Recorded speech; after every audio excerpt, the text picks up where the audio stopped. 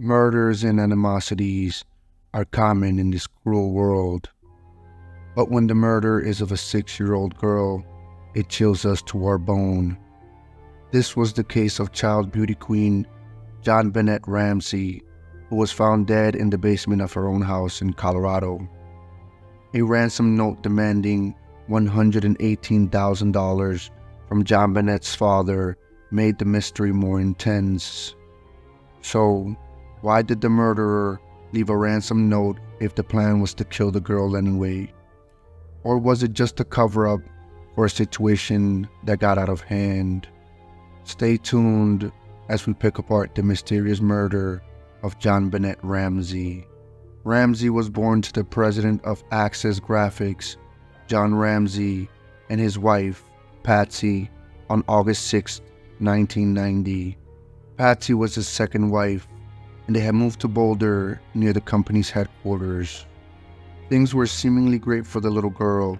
She had a rich family, an older brother, and even a career as a child beauty queen. Her mother, Patsy, was the one to introduce her to various beauty pageants. But things were about to take a turn for the worse for the little angel. On December 26, 1996, Patsy Ramsey realized her daughter was missing when she found a long, handwritten ransom note on the kitchen staircase.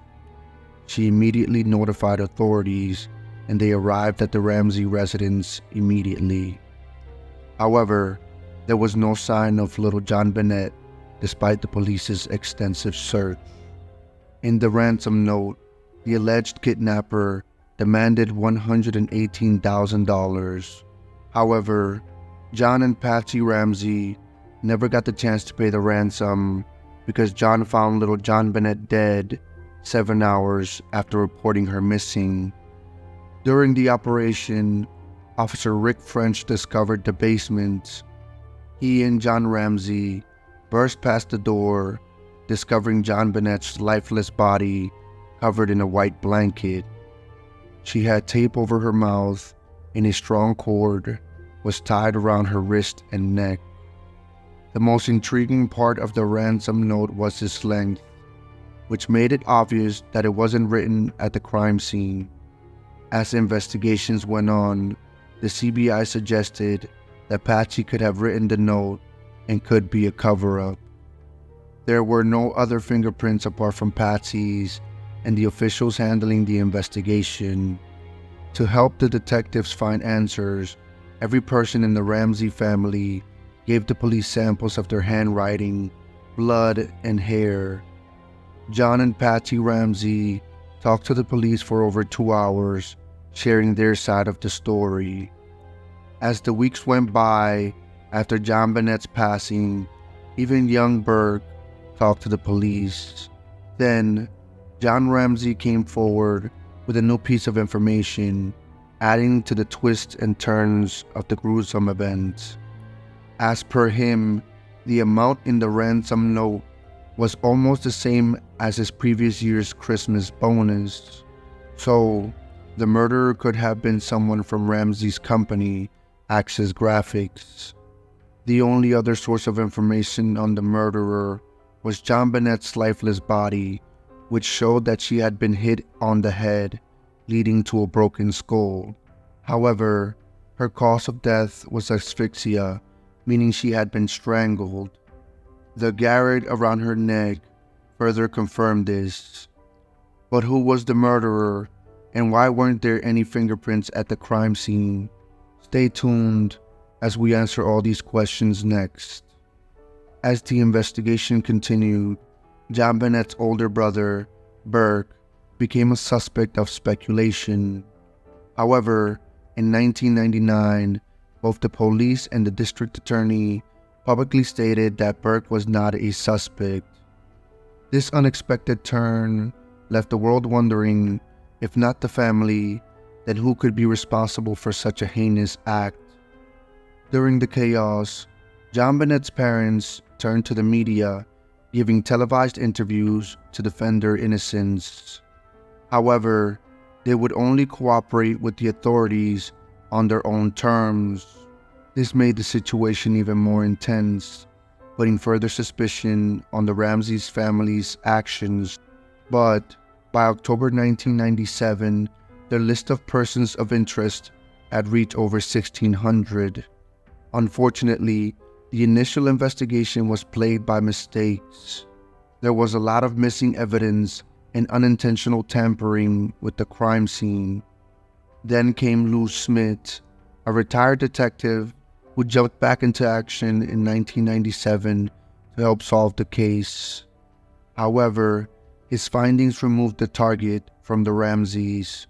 Even though the authorities couldn't prove the Ramseys of murdering their 6-year-old daughter, a grand jury proposed charging the Ramseys.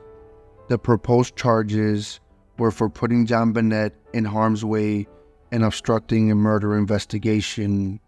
However, Boulder County District Attorney Alex Hunter didn't proceed with prosecution due to a higher standard of proof required. Ultimately, the debate between the investigators was over two theories. The first one is that the Ramseys killed their daughter and tried to cover up the crime with a well-crafted ransom note. The second theory was that on the night of December 25th, 1996, the Ramsey residence was broken into by an intruder. Early on, investigators looked into various people. These included the family's neighbor, Bill McReynolds, a local reporter, Chris Wolf, and Michael Helgoth. However, Helgoth died by suicide after the tragedy. According to Detective Lou Smith, the intruder could have entered through a broken basement window. This was because the house had two slightly open windows for Christmas lights. The intruder might have used a stun gun on JonBenet, took her to the basement, and ended her life there. A secondary theory also supported this idea. There's a high chance that JonBenet's career in the pageant world caught the attention of child predators, but the focus on the Ramseys hindered this lead. So, the family might not be directly responsible for the murder, but they indirectly exposed JonBenet to danger. The investigation found over 100 burglaries before JonBenet's tragedy. Also, 38 registered sex offenders lived nearby. In 2001, former prosecutor Trip DeMuth and Detective Steve Ainsworth pushed for a closer look at the intruder theory, wanting to explore every angle. The most significant among them was Gary Howard Oliva. In 2016, Oliva faced charges linked to child exploitation. He was a registered sex offender and had been suspected in the case. But the cobweb of this deadly crime had only started weaving. Next up, we cover a twisted confession in this case.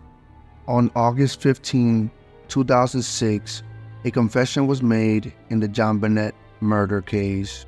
Alexis Val Reich was a 41-year-old school teacher who claimed to have drugged, assaulted, and accidentally killed JonBenet. However, as per CNN, the authorities found no proof linking him to the murder.